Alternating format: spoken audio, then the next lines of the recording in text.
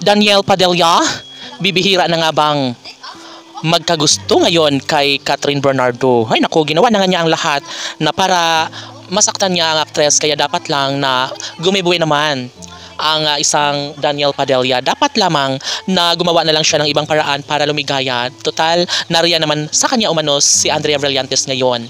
Yes, marahil naging malungkot ang kanilang mga sumpaan na nauuwi lamang sa wala, ay natitiyak ng taong bayan na sadyang ganun lamang talaga ang buhay, na sadyang kapag masaya ay mayroon ding kakambal na kalungkutan. Katulad na lang sa pagmamahalan ni Daniel Padilla at Catherine Bernardo.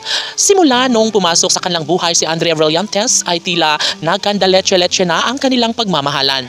Tila nawala na ang saysay ng lahat ng kanilang mga pangako. Siyempre, hindi na rin naman maipagkakaila at hindi makakayanan pa ni Daniel Padilla kung anuman ang kanilang magiging kahihinatnan ngayon. Siyempre, balak na nga ni Daniel Padilla na talagang kalimutan na lang at hindi niya gustong makita pa si Catherine Bernardo. At natuwa naman ang mga fans ni Catherine sa mga hakbang na gagawin ni Daniel Padilla, na dapat lang na siya ay lumayo at maging maligaya na lang sa kung sino ang babaeng sa kanya ay nagpapaligaya ngayon. No? Siyempre, lahat naman ay nagbabakasakali na sila ay magkakabalikan. Lahat naman ay gusto na maiayos ang lahat ng mga pagsubok na pinagdadaanan ngayon ni Catherine Bernardo at Daniel Padilla.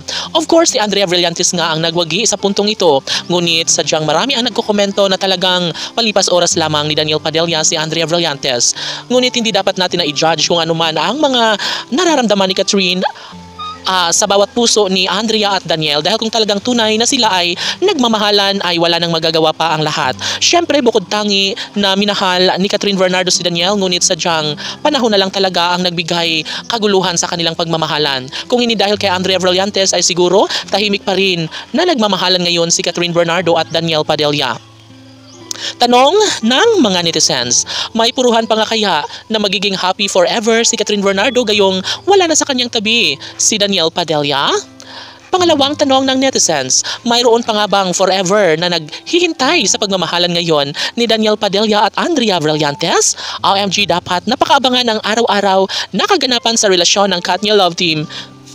Dahil baka hindi natin alam na mayroon pang mga plano si Catherine at Daniel na sila ay magbabalikan, na sila ay magmamahalan muli. Kaya hindi dapat natin hahayaan na isa walang bahala lamang ang lahat, dahil sabi nga ng kanilang mga fans ng Katnia Love Team ay naniniwala sila na mayroon pang pag-ibig na nararamdaman sa puso ni Catherine Bernardo, maging ang gwapong aktor na si Daniel Padilla. Siyempre, mas naniniwala ang lahat na sila pa rin ang nararapat para sa isa't isa at ang tunay na nakatadhana sa habang buhay. Laban!